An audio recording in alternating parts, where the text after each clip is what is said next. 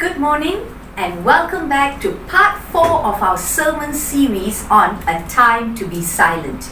You heard the first 2 parts from my husband and I covered part 3 with you all a few days ago, and today we are on part 4, the final part on why it's important to be silent. And as we shared in the past few sermon series, this year being the year of the mouth, it is a year to discern when to speak and when to be silent. There are certain seasons and events in our life God will say, speak up, speak with boldness, let your views, let your opinions be open, let people know how you feel. And there are other times and other seasons in our lives when God will say, just be silent. The battle is mine. I will fight that battle for you. I will begin to step in and do a miraculous work. All you need to do is step back, watch, observe, and see the victory. So today in part 4 of our sermon series, I'd like to share with you 6 different situations when we need to be silent. And to help you remember it easily, I've used the acronym SILENT, S-I-L-E-N-T.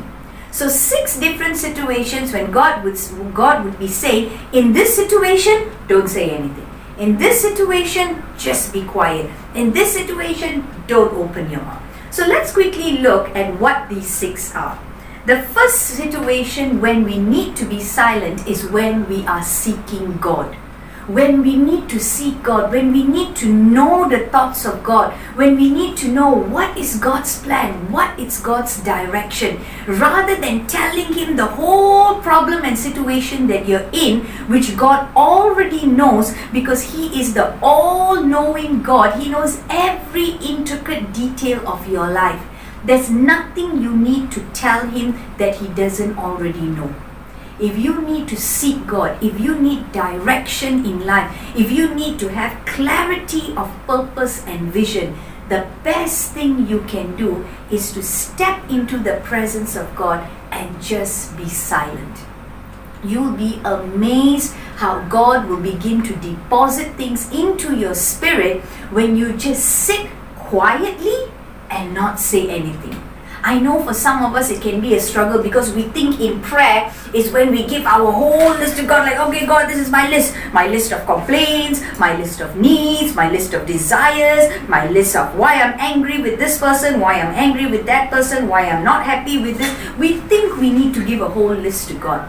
But there is power in prayer when we can just sit quietly in the presence of God and just allow Him to pour things into our spirits and flood our souls. So if you want to seek God, be silent in His presence. The second thing when to seek God is in despair. When a problem happens and it is too much for us to bear, it's overwhelming us, we're just so sad. You know, sometimes when we're so broken on the inside, we just lose words. We've just lost a loss of words. We just don't know what to say because we're so broken on the inside. I know I've been through that many times. When I'm so broken on the inside, it's like I've said everything. I don't know what else to say. All I can do is just cry in the presence of God. When in that situation, rather than again going through a whole itinerary about how we feel, in despair, the best way to receive joy and peace and comfort from God is to sit in His presence in silence.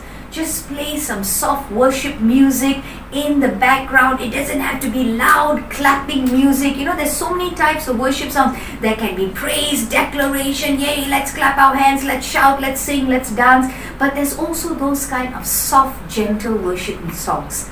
Play some of the soft, gentle worship songs and in despair, go into the presence of God and He will give you comfort and peace.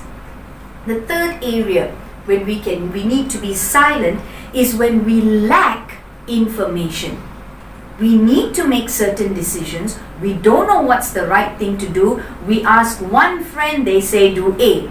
We ask another friend, they say A is not so good, you should consider B.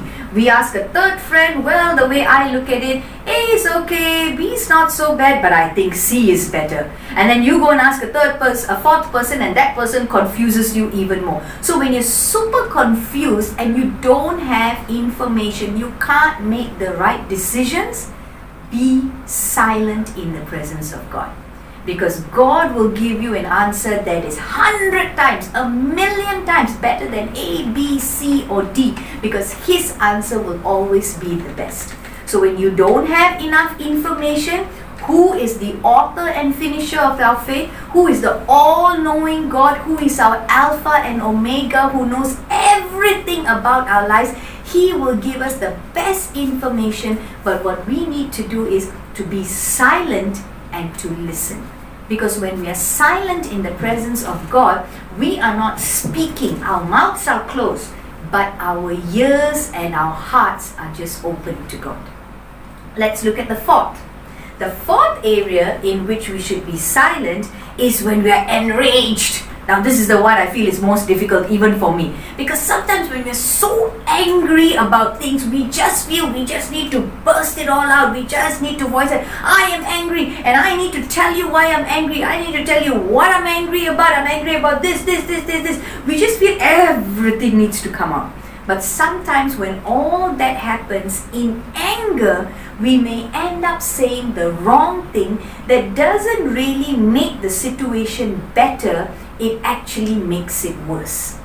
Proverbs chapter 13 verse 3 says, those who guard their lips preserve life, but those who speak rashly will come to ruin.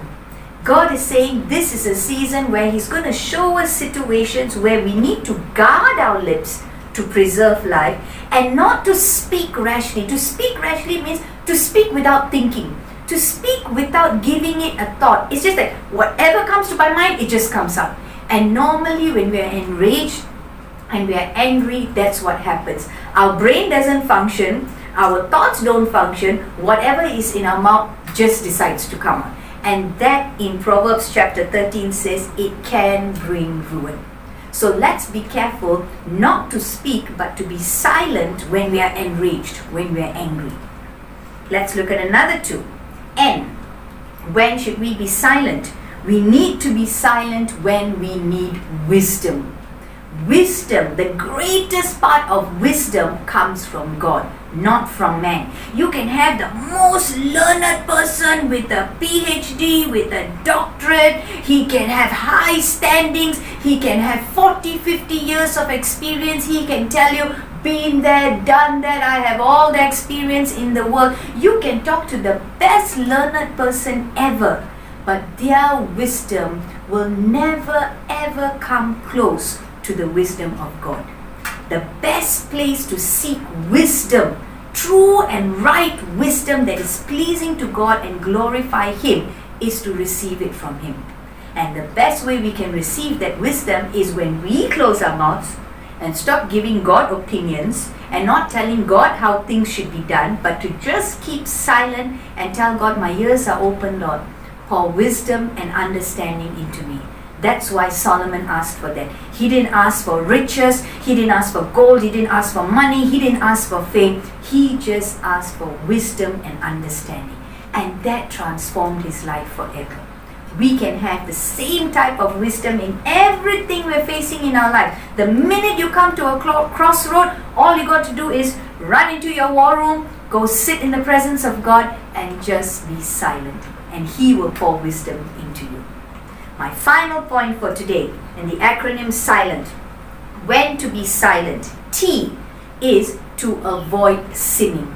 Because when one problem happens, and we decide out of anger, out of discouragement, out of everything negative that we're feeling inside, we open our mouth and we say the wrong thing.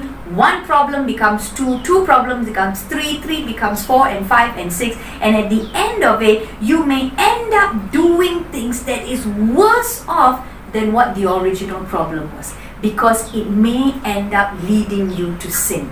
Because the minute you open your mouth and you dig a hole and you put yourself in it, you're giving the enemy a foothold.